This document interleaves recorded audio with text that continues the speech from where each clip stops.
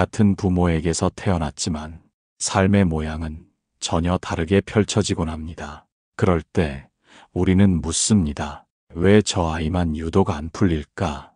그 물음의 끝에서 부처님은 조용히 이렇게 말씀하십니다. 업은 각자의 인연을 따라 흐른다. 부모는 자식에게 가능한 모든 사랑을 줍니다. 그 사랑은 차별 없이 고르고 진심으로 흘러갑니다. 하지만 세상은 그 마음 그대로 움직이지 않습니다.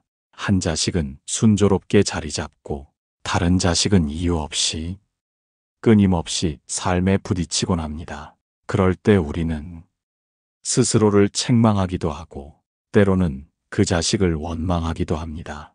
왜 너만 그러니? 왜 넌 늘 힘들게만 살아가니? 하지만 부처님은 그 질문에 조금 다른 답을 주십니다. 업은 각자의 그릇에 따라 익는다. 전생의 인연 따라 형제도 각기 다른 과보를 받는다. 이 말은 같은 부모 아래 태어났더라도 각자의 전생에서 지은 업이 다르기에 삶의 흐름 또한 다르다는 뜻입니다.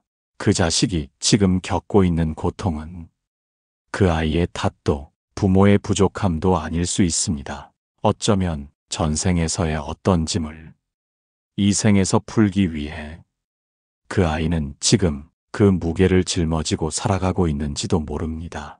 그리고 그 짐을 함께 바라보는 부모의 마음, 그 마음 역시 하나의 수행입니다. 같은 밥을 먹이고 같은 옷을 입히고 같은 손으로 키웠는데 왜 삶은 이토록 다르게 흐를까요? 그 물음은 인연이라는 말 앞에서 조금씩 풀려갑니다. 불교에서는 말합니다. 가족은 지난 생의 인연이 다시 만나는 것이다. 좋은 인연은 함께 웃으며 복을 나누고 깊은 인연은 함께 업을 감당하며 마음을 정화해 나갑니다. 한 자식이 유독 힘든 삶을 살아간다면 그건 그 아이만의 인연이 아닌 부모와 맺은 깊은 업의 고리일 수도 있습니다. 그래서일지도 모릅니다. 그 아이가 당신 곁에 태어난 이유는 당신의 사랑 안에서 그 업을 녹이기 위함일지도 모릅니다. 그렇기에 원망보다 더 필요한 건 안아주는 마음입니다. 삶이 풀리지 않는 자식을 향한 시선이 따뜻해질수록 그 아이의 운명도 조금씩 부드러워질 수 있습니다. 왜냐하면 복은 자비가 머무는 곳으로 흐르기 때문입니다. 사람들은 말합니다. 같은 부모에게서 태어났는데 왜 저 아이만 그렇게 힘들게 사는 걸까? 겉으로 보면 이해할 수 없습니다. 학벌도 비슷하고 사랑도 골고루 받았고 기회도 다르지 않았는데 삶의 결은 극명하게 갈립니다.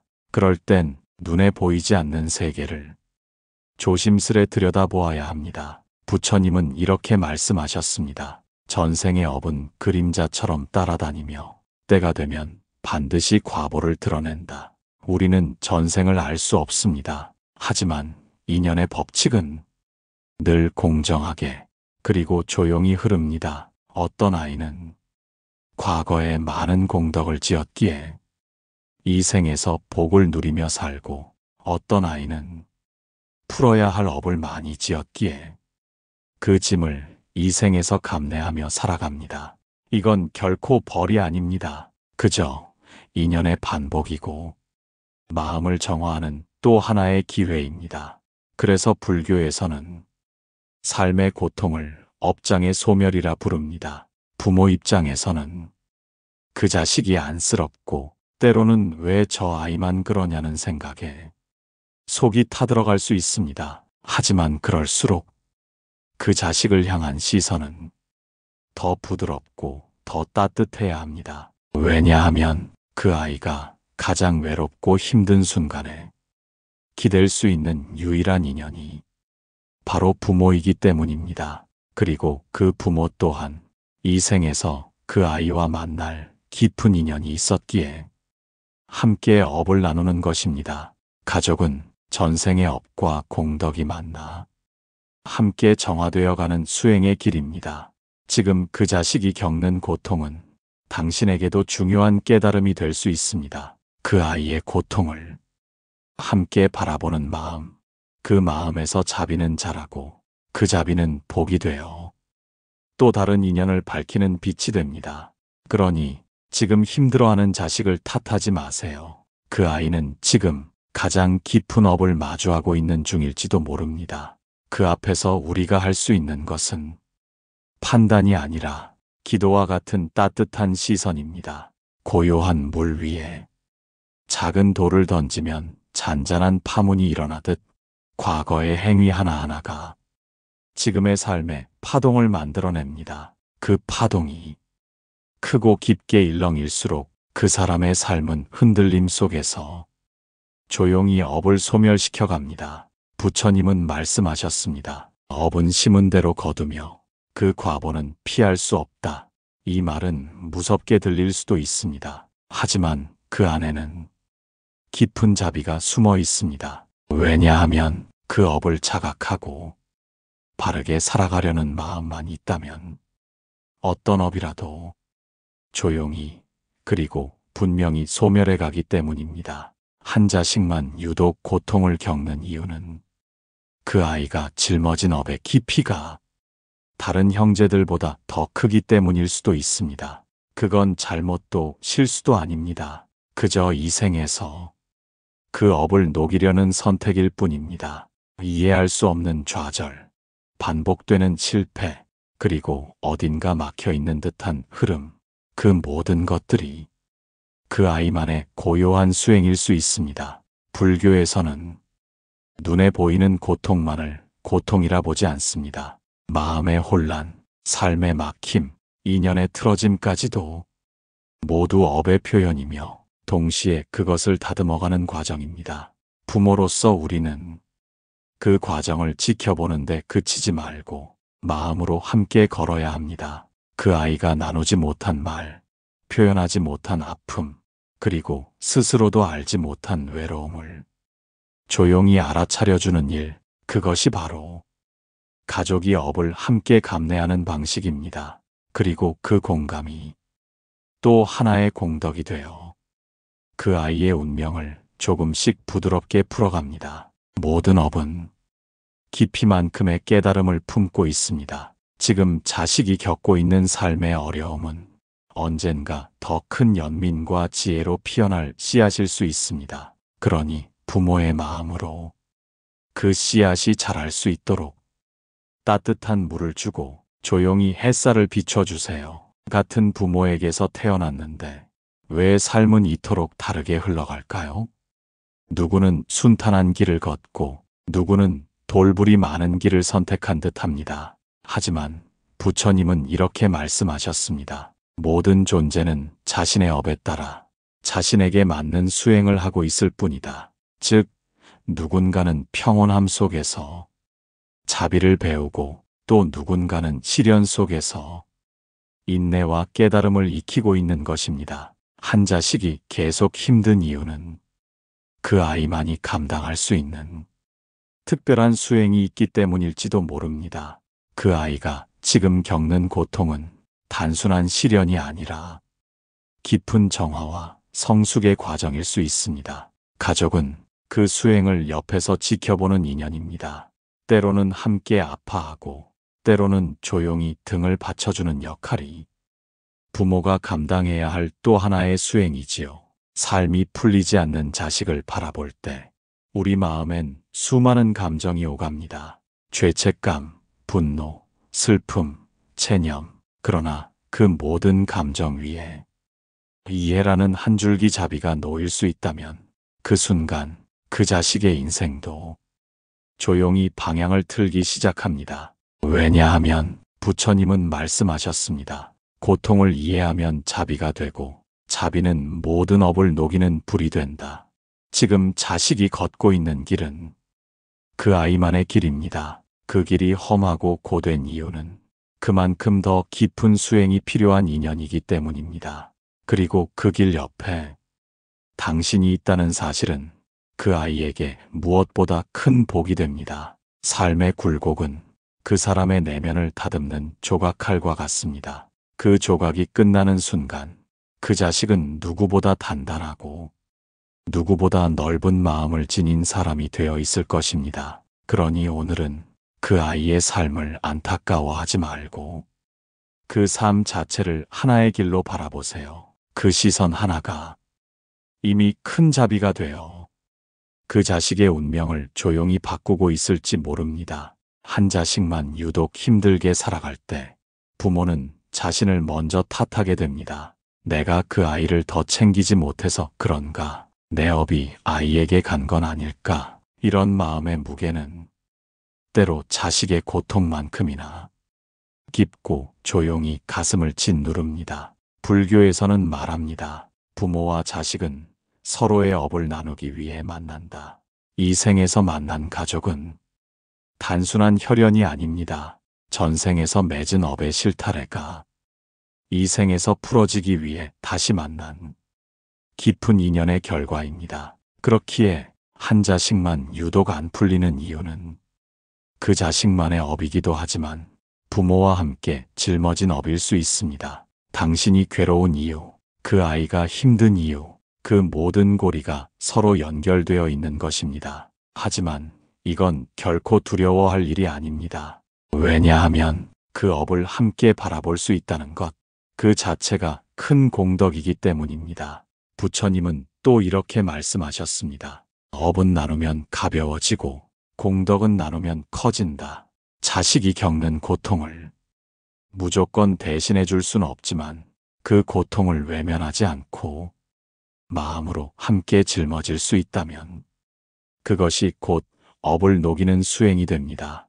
부모는 자식의 삶을 대신 살아줄 수는 없지만 그 삶을 깊이 이해하고 조용히 손을 잡아줄 수는 있습니다. 그 따뜻한 동행 속에서 자식은 조금씩 다시 일어설 힘을 얻고 부모 또한 새로운 깨달음에 이르게 됩니다. 고통은 나눌 수 없지만 고통을 지켜보는 마음은 나눌 수 있습니다. 그리고 그 나눔 속에 이미 업은 부드러워지고 인연은 조금씩 밝아지기 시작합니다. 오늘도 힘들어하는 자식이 있다면 그 아이에게 다가가 조용히 이렇게 말해보세요. 괜찮다. 함께 겪는 거니까. 그 말 한마디가 그 아이 인생의 어두운 길목을 따뜻한 빛으로 바꿔줄지도 모릅니다. 막막한 자식을 바라보는 일은 부모에게 큰 고통입니다. 노력도 부족하지 않고 마음씨도 나쁘지 않은데 어쩌면 그렇게 삶이 틀어지고 길이 보이지 않을 수 있을까요? 도움을 주고 싶지만 어떻게 도와야 할지도 막막하고 자칫하면 그 마음마저 부담이 될까? 말조차 조심스러워집니다. 그럴 땐 말보다는 이해가 먼저 필요합니다. 부처님은 말씀하셨습니다. 모든 존재는 자신의 고통을 통해 진리를 배운다. 이 말은 지금 그 자식이 겪는 고통도 그 아이만의 배움이라는 뜻입니다. 물론 부모로서 그 배움이 너무 아프고 너무 오래 지속될까 두렵습니다. 하지만 이해는 그 두려움을 부드럽게 감싸주는 가장 따뜻한 방식입니다. 삶이 막힌 자식은 자신도 이미 지치고 스스로를 원망하고 있을 가능성이 큽니다. 그럴수록 왜 그러니?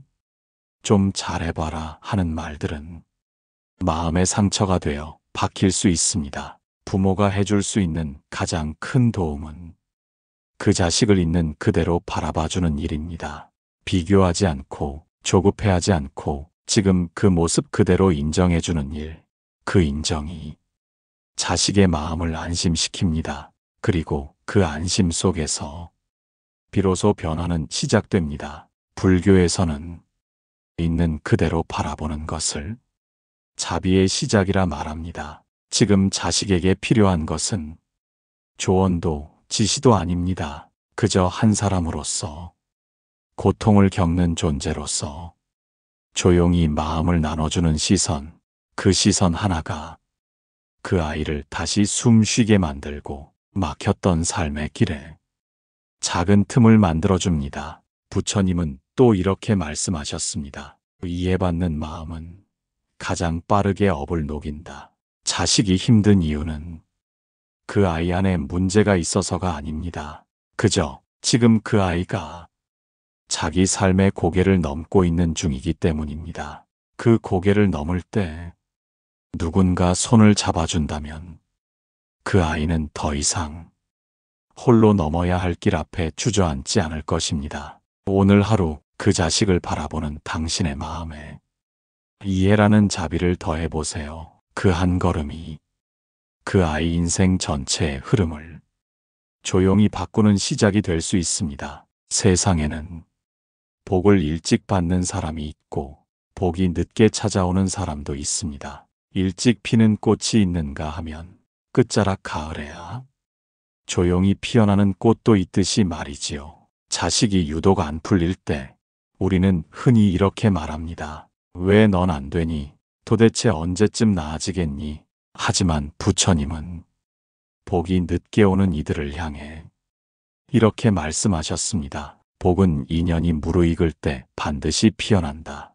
지금 보이지 않는 것은 아직 때가 오지 않은 것이다. 지금 자식이 고통 속에 있더라도 그건 복이 오지 않는 게 아니라 아직 무르익지 않은 것일 수 있습니다. 한 생이란 짧지 않습니다. 그 생 전체를 두고 보면 지금의 고통이 앞날의 커다란 복으로 바뀔 수도 있습니다. 실제로 어려운 시간을 오래 견뎌낸 사람일수록 그 안에 깊은 인내와 자비가 자라고 그 마음이 공덕이 되어 언젠가 더 크고 맑은 복으로 돌아오곤 합니다. 부모는 그 복이 피어나는 시간까지 자식을 기다려주는 존재입니다. 비록 그 기다림이 기대처럼 보이지 않더라도 그 침묵은 자식에게 커다란 안식처가 됩니다. 지금 그 자식이 어둠 속을 걷고 있다면 그건 결코 복이 없는 인생이 아니라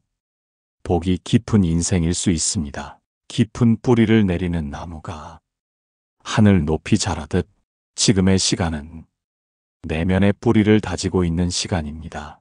그러니 너무 조급해하지 마세요. 자식이 지금 겪는 모든 아픔은 언젠가 단단한 복으로 돌아올 수 있습니다. 부처님은 또 이렇게 말씀하셨습니다. 복은 때를 보고 찾아오며 인내는 그 복을 맞을 그릇을 만든다. 지금 부모가 보여주는 기다림, 그 자체가 복을 부르는 공덕입니다. 오늘도 조용히 그 자식을 기다려주는 당신의 마음이 이미 복을 짓고 있는 중입니다. 한 자식이 끊임없이 아프고 끊임없이 힘들어한다면 부모의 마음은 마디마디 아려옵니다. 그 고통은 자식보다 더 깊고 더 오래, 더 묵직하게 부모를 괴롭히곤 하지요. 그럴 때 부처님의 말씀은 조용한 자각을 건넵니다. 자식의 고통을 통해 부모는 자비를 배우고 부모의 자비를 통해 자식은 업을 녹인다. 이 말은 자식의 고통이 단순히 그 아이의 몫이 아니라 부모에게도 깊은 배움의 문이 된다는 뜻입니다. 우리는 자식이 잘 되기를 바랍니다. 하지만 잘 된다는 의미 속엔 종종 내 기대만큼이라는 전제가 숨어 있습니다. 그 기대가 무너질 때 우리는 당황하고 때로는 분노하고 스스로를 탓하기도 합니다. 그러나 그 모든 감정의 끝에서 우리는 진짜 자비를 배워갑니다. 비교 없이, 조건 없이 그 존재 자체를 있는 그대로 바라보는 마음. 그 마음이 자비입니다. 자식의 고통은 그 자비를 깨우기 위한 삶의 울림일 수 있습니다. 당신이 그 자식을 바라보며 흘렸던 눈물, 참았던 말, 기도하듯 내뱉은 한숨 하나하나가 모두 수행의 흔적입니다. 불교에서는 이런 감정의 깊이를 시무라 표현합니다. 자기 마음속의 소를 찾아가는 여정.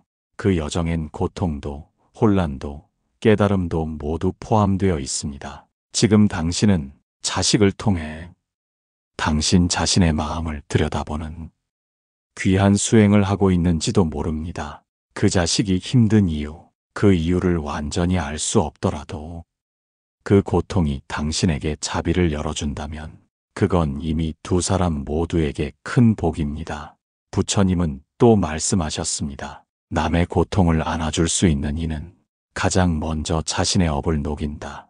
자식이 겪는 고통이 당신을 더 나은 어른으로 만들고 당신의 깊은 마음을 정화시킨다면 그 인연은 이미 복으로 전환되고 있는 중입니다. 고통은 고통으로 끝나지 않습니다. 그 고통 속에 깃든 자비는 당신과 자식 모두를 다른 차원의 인연으로 이끌어갑니다. 부모는 자식을 위해 무엇이든 해주고 싶습니다. 특히 삶이 막혀 있는 자식을 보면 당장이라도 그 문제를 대신 해결해주고 싶은 마음이 가슴 끝까지 차오르곤 합니다. 하지만 인생의 고비는 누가 대신 넘어줄 수 없습니다. 자식이 겪어야 할 고통은 결국 자식이 감당해야 할 몫입니다. 그럴 때 부모가 해줄 수 있는 가장 큰 역할은 조용한 응원입니다. 부처님은 말씀하셨습니다. 말없이 기다리는 자는 그 기다림 속에서 공덕을 이룬다.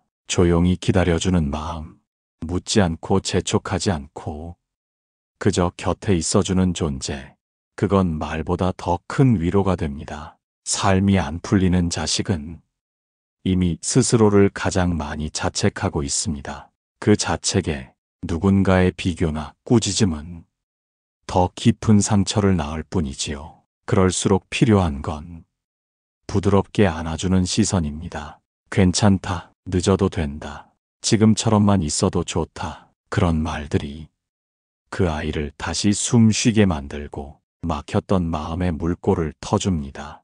불교에서는 침묵 속의 응원을 무언의 보시라 말합니다. 보시는 꼭 물질로만 이루어지지 않습니다. 마음을 내주는 것도 기다려주는 것도 다 큰 보시이며 공덕입니다. 특히 가족 사이의 무언 보시는 삶의 흐름을 바꾸는 큰 원력이 되기도 합니다. 당신이 보여주는 조용한 응원이 그 자식의 내면에 작게 내려앉아 언젠가 커다란 꽃으로 피어날 수 있습니다. 그리고 그 꽃은 자식만의 꽃이 아니라 당신의 마음 안에서도 함께 피어납니다. 오늘도 잘 살아내지 못하는 자식이 있다면 그 아이를 조용히 바라보며 마음속으로 이렇게 말해주세요. 넌 괜찮은 아이야. 나는 지금도 너를 믿고 있어. 그 믿음 하나가 그 아이의 삶을 조용히 그러나 분명히 바꿔가기 시작할 것입니다. 오랜 세월 안 풀리는 자식을 곁에서 바라보며 부모는 많은 걸 느낍니다. 처음엔 걱정, 그 다음엔 두려움, 그리고 결국은 체념 혹은 깊은 연민. 그 감정의 흐름 속에서 부모는 조금씩 성숙해지고 마음을 단단하게 가꾸어 갑니다. 부처님은 말씀하셨습니다. 인연 따라 피어난 고통은 인연 따라 공덕이 되어 되돌아온다. 그 자식이 지금 겪는 고통, 그 모든 흐름은 언젠가 반드시 다른 얼굴로 돌아옵니다. 그때까지 부모가 할 일은 판단이 아니라 기다림이고 불안이 아니라 믿음입니다. 세상은 빠르게 돌아가지만 복은 천천히 다가옵니다. 특히 깊은 업을 가진 자식일수록 그 복도 조용히 그러나 단단하게 자라나지요. 그 고통의 시간들이 결국 자비와 깨달음의 시간으로 바뀔 수 있다면 그 인연은 더없이 귀한 수행이 됩니다. 그리고 그 수행은 자식 혼자만의 몫이 아닙니다.